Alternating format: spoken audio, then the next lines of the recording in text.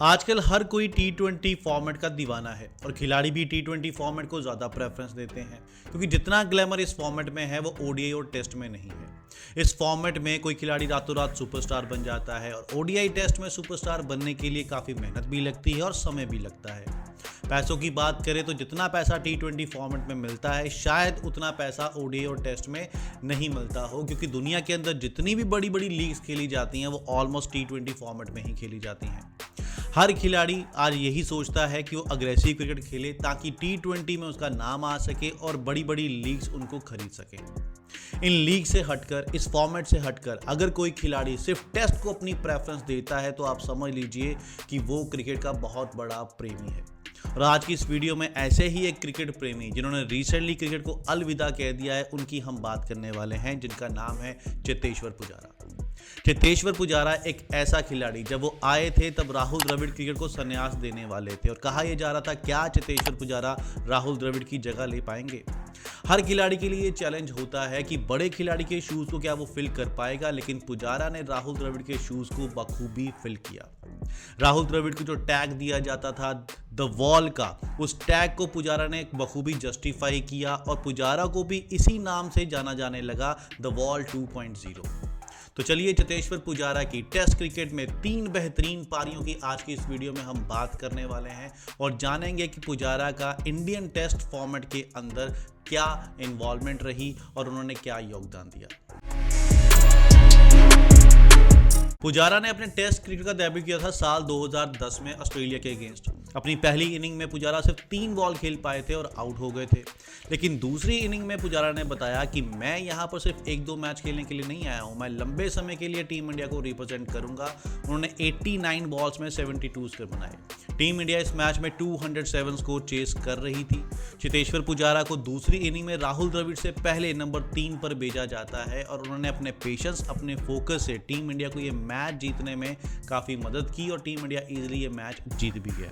ये तो हुई पुजारा के डेब्यू मैच की बात। अब बात करते हैं चेतेश्वर पुजारा के one of the best inning जो उन्होंने खेली साल 2018 एडिलेड में।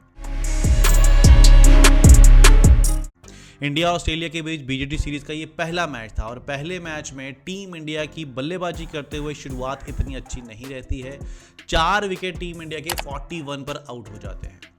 एक एंड को चेतेश्वर पुजारा ने संभाला हुआ था। चेतेश्वर पुजारा ने इस इनिंग में 123 स्कोर बनाए, जिसके लिए उन्होंने 246 बॉल्स खेली। चेतेश्वर पुजारा का ये ऑस्ट्रेलिया में पहला शतक था। आप इस इनिंग की इंपॉर्टेंस यहां से समझ सकते हो कि 123 रन के बाद जो सेकंड बेस्ट स्कोर था टीम इंडिया का वो 37 था, जो रोहित शर्मा ने बनाया था। मतलब कहां 123 और उसके बाद सीधा 37। तो आप समझ सकते हो अकेले चेतेश्वर पुजारा ने इस इनिंग को एंकर किया था और टीम इंडिया को 250 के स्कोर तक पहुंचा दिया था। जवाब में ऑस्ट्रेलिया की इनिंग 235 रन पर ऑल आउट हो जाती है। टीम इंडिया को 15 रन की लीड मिलती है। दूसरी इनिंग में भी टीम इंडिया की शुरुआत इतनी अच्छी नहीं रही। पहली इनिंग के मुकाबले ठीक रही, लेकिन इतनी अच्छी नहीं कहा जा सकता क्योंकि 76 पर टीम इंडिया के 2 खिलाड़ी आउट हो चुके थे। उसके बाद पुजारा ने विराट कोहली और अजिंक्य रहाणे के साथ पार्टनरशिप करके टीम को 307 के स्कोर तक पहुंचा दिया। इस इनिंग में चेतेश्वर पुजारा ने 71 स्कोर बनाए, जिसके लिए 204 बॉल खेली। आप चेतेश्वर पुजारा का पेशेंस ना उनकी बॉल से समझ सकते हो। पहली इनिंग में उन्होंने 246 बॉल्स खेली, दूसरी इनिंग में 204, टोटल मिला के हो गई 450 बॉल्स में अप्रॉक्सीमेटली 80 ओवर अकेले चेतेश्वर पुजारा ने ही इस मैच में खेले थे। ये मैच टीम इंडिया जीत जाती है और पहले टेस्ट में बढ़त बना लेती है और पुजारा का ये जो मैच था और ये जो इनिंग थी ये हमेशा से पुजारा की one of the best inning में अब काउंट होती है।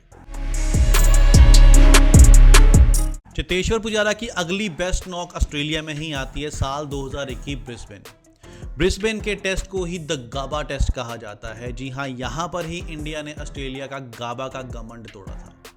ये मैच याद रखा जाता है ऋषभ पंत के 89 स्कोर के लिए, क्योंकि आखिरी दिन ऋषभ पंत ने बेहतरीन बल्लेबाजी करते हुए, स्पेशल इनिंग खेलते हुए टीम इंडिया को मैच जिता दिया था और सक्सेसफुली स्कोर चेस किया था। लेकिन जितनी इंपॉर्टेंट इनिंग ऋषभ पंत ने खेली थी उतनी ही इंपॉर्टेंट इनिंग यहाँ पर चेतेश्वर पुजारा ने भी खेली थी। चेतेश्वर पुजारा के कारण ही ऋषभ पंत को वो हौसला आया, वो मोटिवेशन आई कि वो अपनी फ्री होकर शॉट्स खेल पाए और जिससे टीम इंडिया ये मैच जीत पाया।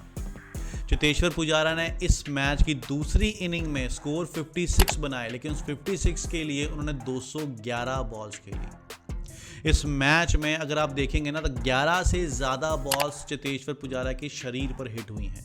ऑस्ट्रेलिया गेंदबाजों ने पूरी कोशिश की, बाउंसर्स डाले, बॉडी लेंथ डाली, किसी तरीके से पुजारा की कंसंट्रेशन तोड़ सके, लेकिन चेतेश्वर पुजारा टस से मस नहीं हुए। उनके बॉल्स कभी हेड पे लग रही थी, कभी शोल्डर पे, कभी एल्बो पर, कभी ग्लव्स पर। बहुत बार चेतेश्वर पुजारा इंजर्ड होकर ज़मीन पर बैठ गए, फिजियो को बुलाना पड़ा, उसके बाद उनको फिर से फिट करके वो फिर से खड़े हो जाते थे और फिर ऑस्ट्रेलियन गेंदबाजों का सामना करते थे। भाई साहब, ये मैच हमेशा याद रखा जाता है पुजारा के डिटर्मिनेशन और पुजारा के फोकस के लिए। उन्होंने कभी भी किसी भी टाइम अपना फोकस टूटने नहीं दिया। इंडिया को चौथी इनिंग में 327 स्कोर चेस करने थे और 327 स्कोर इंडिया ने इजीली चेस कर लिए। वो ऋषभ पंत की एक बेहतरीन इनिंग आई, लेकिन बेहतरीन इनिंग के पीछे जो असली योगदान था वो चेतेश्वर पुजारा का था, क्योंकि ऋषभ पंत जानते थे कि दूसरी एंड पर एक ऐसा बंदा खड़ा है जो ऑस्ट्रेलिया को विकेट नहीं देगा। और जब दो अलग अलग बल्लेबाज, अलग अलग तरीके के बल्लेबाज विकेट पर बल्लेबाजी कर रहे हो तो कप्तान के लिए फील्डिंग लगाना भी मुश्किल हो जाता है। मान लीजिए अगर दो अग्रेसिव बल्लेबाज बल्लेबाजी कर रहे हैं तो कप्तान सेम फील्ड रखेगा दोनों बल्लेबाजों के लिए, लेकिन एक तरफ अग्रेसिव बल्लेबाज हो लाइक ऋषभ पंत और दूसरी तरफ बिल्कुल शांत खिलाड़ी चेतेश्वर पुजारा, तो कप्तान के लिए हर बार जब भी स्ट्राइक चेंज होगा फील्डिंग चेंज करनी पड़ेगी, जिससे टीम के लिए मुश्किलें आएंगी, फील्डर भी थकेंगे, गेंदबाज भी थकेंगे। और ऐसा ही हुआ। चेतेश्वर पुजारा ने गेंदबाजों को एकदम थका दिया और उसका फ़ायदा ऋषभ पंत ने उठाया। अब जब चेतेश्वर पुजारा ने टेस्ट से रिटायरमेंट ले ली है तो ऑस्ट्रेलियन गेंदबाज हेजलवुड ने इसी मैच को याद करते हुए कहा कि थैंक गॉड अब मुझे पूरा दिन किसी बल्लेबाज को गेंद नहीं करवानी पड़ेगी। इसी स्टेटमेंट से आप चेतेश्वर पुजारा की उस इनिंग की इंपॉर्टेंस समझ सकते हो। ये इनिंग इसलिए भी खास थी क्योंकि टीम इंडिया का जो मेन बल्लेबाज विराट कोहली वो अवेलेबल नहीं था। इस सीरीज में विराट कोहली ने पहला टेस्ट मैच खेला था, उसके बाद पर्सनल रीजन के कारण वो वापस चले गए थे, तो सारा दारोमदार मिडिल ऑर्डर को संभालने का चेतेश्वर पुजारा के ऊपर ही था और उन्होंने बखूबी ये निभाया। और इस मैच को जीतकर टीम इंडिया से मैच नहीं जीता बल्कि सीरीज भी 2-1 से जीता और बीजीटी सीरीज लगातार दूसरी बार ऑस्ट्रेलिया में जाकर जीतकर अपने घर वापस आया। पुजारा की तीसरी बेस्ट इनिंग में मैं ऐड करूंगा वो इनिंग जो इन्होंने अपने करियर की शुरुआत में साल 2013 जोहान्सबर्ग में खेली थी। साउथ अफ्रीका टूर इंडिया के लिए हमेशा चैलेंज ही रहता है, वहां पर जाकर बल्लेबाजी करना इतना आसान नहीं होता है। आप इस चैलेंज को यहां से समझ सकते हो कि आज तक टीम इंडिया साउथ अफ्रीका में कोई भी टेस्ट सीरीज जीत नहीं पाया है। हाँ, वहां जाकर मैचेस जीते हैं, सीरीज बराबर की है, लेकिन टेस्ट सीरीज अभी तक नहीं जीती है। सीरीज जीतने का अभी भी टीम इंडिया का सपना ही है। साल 2006 में टीम इंडिया ने पहला टेस्ट मैच साउथ अफ्रीका में जाके जीता था। चेतेश्वर पुजारा इस मैच में 153 स्कोर बनाते हैं और विराट कोहली के साथ मिलकर 222 रन की पार्टनरशिप करते हैं। इंडिया साउथ अफ्रीका को चौथी इनिंग में 457 स्कोर का टारगेट देता है।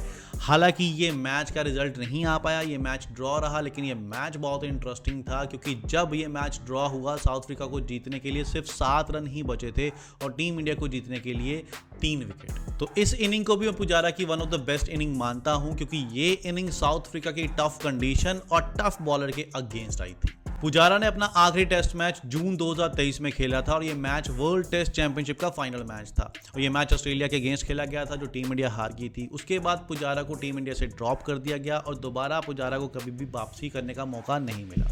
चेतेश्वर पुजारा ने 2 साल डोमेस्टिक खेलते हुए स्ट्रगल किया, काउंटी क्रिकेट खेली, किसी तरीके से टीम इंडिया में उनकी वापसी हो सके, क्योंकि जब से पुजारा ने टीम इंडिया छोड़ी थी नंबर 3 का बल्लेबाज टीम इंडिया को अभी तक नहीं मिला था। लेकिन रिसेंट जब शुभमन गिल ने नंबर 3 पर बल्लेबाजी करते हुए इतने बड़े बड़े स्कोर बनाए, तब जाके शायद पुजारा को ये एहसास हुआ होगा कि अब नंबर 3 की जगह शुभमन गिल के लिए पक्की हो चुकी है, अब शायद मेरी टीम इंडिया में वापसी ना हो, इसलिए उन्होंने रिटायरमेंट लेने का फैसला कर लिया। अब शुभमन गिल ने पुजारा की जगह ले ली है, यह कहना जल्दबाजी होगी। इसके लिए थोड़ा समय और देखना पड़ेगा, ऑब्जर्व करना पड़ेगा, क्या वाकई में शुभमन गिल पुजारा के शूज को फिल कर पाते हैं या फिर नहीं। तो ये थी चेतेश्वर पुजारा की 3 बेस्ट इनिंग। अगर आपके हिसाब से कोई और पुजारा की बेस्ट इनिंग आपको लगती है तो प्लीज़ कमेंट बॉक्स में उसका मेंशन जरूर कीजिएगा। आज की वीडियो में इतना ही, अगली वीडियो में मिलेंगे नए टॉपिक के साथ। जाते जाते आप सबको शुभकामनाएं, आपका दिन मंगलमय हो। जो वीडियो देख रहा है उसका भी, जो नहीं देख रहा उसका भी।